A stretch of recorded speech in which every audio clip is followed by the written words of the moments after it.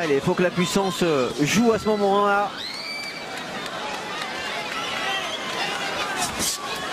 Allez, il faut qu'il le colle, il faut qu'il y aille un peu plus là sous l'Alvarez, il faut finir fort. Oh, quelle droite!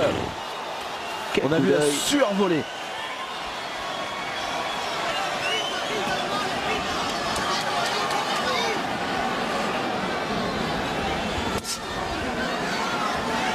Et les mains sont toujours hautes hein, chez Miguel Cotto.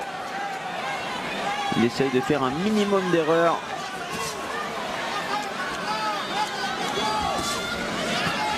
Il est concentré dans ce qu'il fait.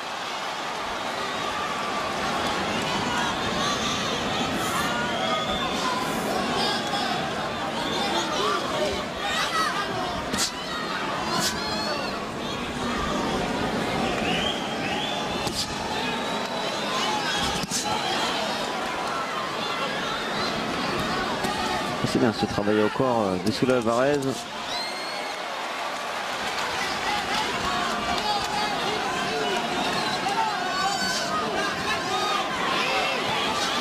C'est vrai que c'est plus facile de toucher le corps de Miguel Cotto que le visage. C'est vrai. Et pourquoi pas insister hein, pour obliger Cotto à se livrer, à se découvrir. Ouh, ouais. Mais bon, c'était percute. Ça aurait pu faire du dégât d'ailleurs. Et il les encaisse, hein. Cotto. Oui, génial. Triplé du bras avant. Il y a de la précision dans ce qu'il fait.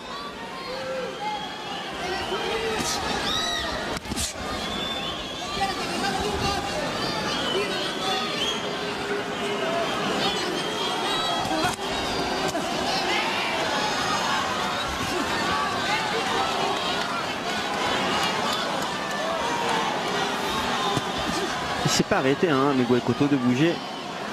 On est incroyable cette endurance. Fin de 11e reprise, il s'est quasiment pas arrêté. Ouais, la 8e reprise à la rigueur où il a accepté un petit peu l'épreuve de force qui a souri plus à Saúl Alvarez. Ouais, sympa, Cotto qui a retenu son coup vraiment au gong. On va arriver à la dernière reprise là dans quelques instants et vraiment alors vous êtes partagés hein, sur les réseaux sociaux, on va dire avantage Cotto, quelques-uns qui voient Canelo mais pas beaucoup. Alors Hassan qui nous dit Canelo est très puissant et très fort mais Miguel Cotto est tellement expérimenté que la frustration se voit direct. C'est vrai. C'est ce qui s'était passé devant Floyd Mayweather. Oui, c'est exactement ça. Mais en même temps, c'est le style de boxeur hein, que Saúl Alvarez ne peut pas apprécier. C'est des boxeurs puissants qui aiment le contact, qui aiment l'épreuve de force. Et en général, ils excellent quand leur adversaire accepte cette situation. Ils l'acceptent beaucoup moins, ils apprécient beaucoup moins quand les boxeurs sont mobiles et surtout quand ils ont cette justesse, cette précision dans les coups. Donc ça devient compliqué pour des adversaires qui aiment cette épreuve de force. Dernière et 12e reprise. Final round.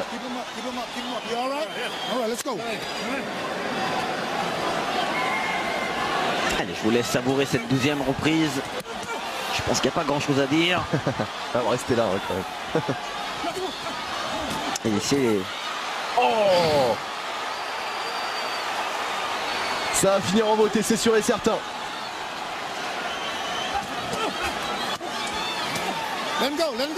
Canelo il va pas vouloir en rester là. Non, non. Il doit rager là. Oh, long crochet droit. Oui, super, c'est bien ce que fait Saúl Alvarez. Allez, encore. Bah, le Mexicain qui insiste. Enfin, allez, il peut le faire. C'est cette dernière reprise qui peut lui sourire. Attention au retour. Ça va vite chez Miguel Cotto.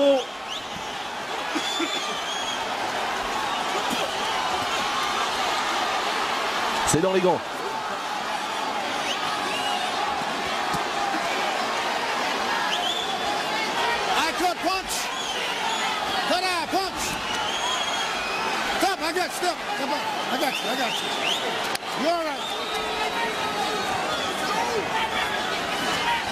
Je suis un petit peu à l'œil, j'ai l'impression. Ouais, un petit peu ouvert, j'ai l'impression aussi.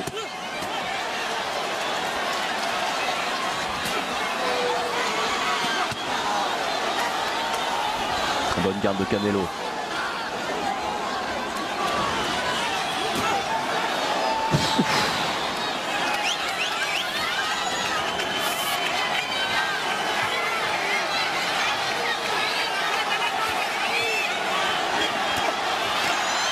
Attention, crochet gauche en sortie de corps à corps.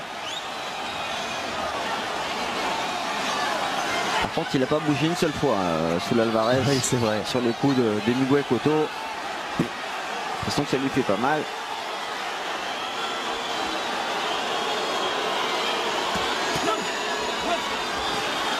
Ouais, ça siffle un petit peu parce que la salle est acquise au Mexicain Canelo. Et c'est vrai que pour l'instant, on le voit perdre. Mais attention, attention, 30 secondes encore. Et Cotto dans les cordes. Qui s'amuse à esquiver surtout. C'est ça. Plus maintenant. Putain, il a pris ce crochet, il n'a pas bougé. Hein. Vraiment rien. Allez, 10 secondes.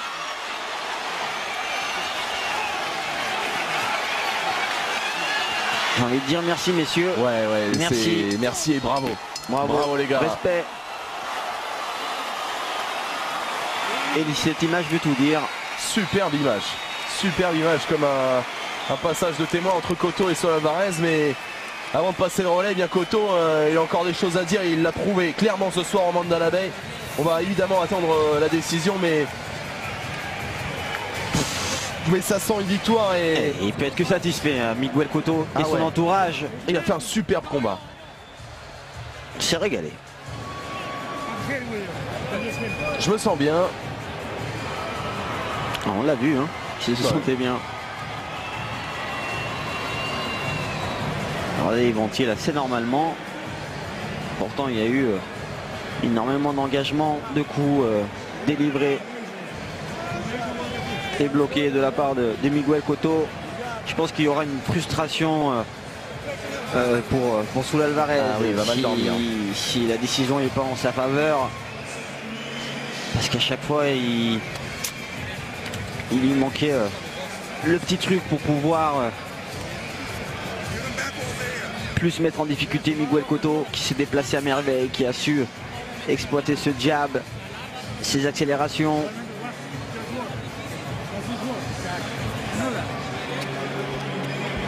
C'est un nul, je le sais. Est-ce que c'est ce qu'il a dit, Cotto?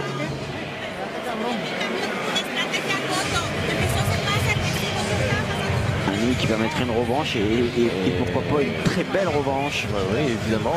Alors on serait pas contre pour le spectacle, mais juste pour le résultat de ce combat, on aura plutôt envie de donner à Cotto. Ouais. Moi perso, clairement. Il n'y a pas grand chose à redire à Miguel Cotto.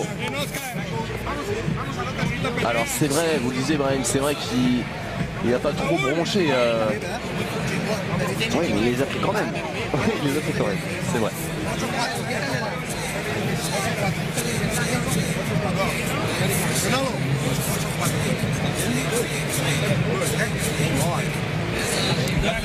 Alors dans quelques instants il y aura la décision, il y aura ensuite les interviews.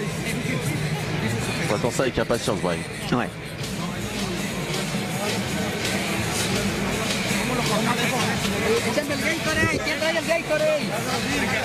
D'ailleurs la décision tarde à venir.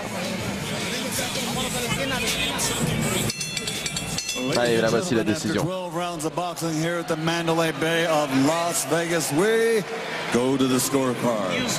John McKay, 117-111. Dave Moretti, 119-109. Bert Clemens, 118-110. All three scores for the winner by unanimous decision. Oh, attention, attention. And no middleweight champion in the world. On n'a pas vu le même combat. Ah mais ouais. Bon, victoire à l'unanimité et champion du monde. Mais je peux me tromper en même Saul temps. Canelo Alvarez. Je peux me tromper aussi par éclaireur humaine, Brahim. La salle du Mandalay Bay a l'air vraiment satisfaite. Il est plus surpris qu'autre chose sous l'Alvarez. Ouais, j'ai l'impression aussi. Nous aussi. Bon bah. Ouais, surtout avec autant d'écart. Et c'est ça le truc, c'est que là, il y a beaucoup de points d'écart.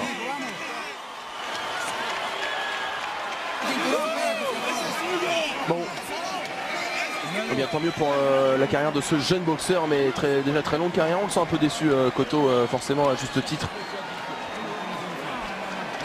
Concernant Cotto, ça sera donc la 5e défaite de sa carrière. Je pense que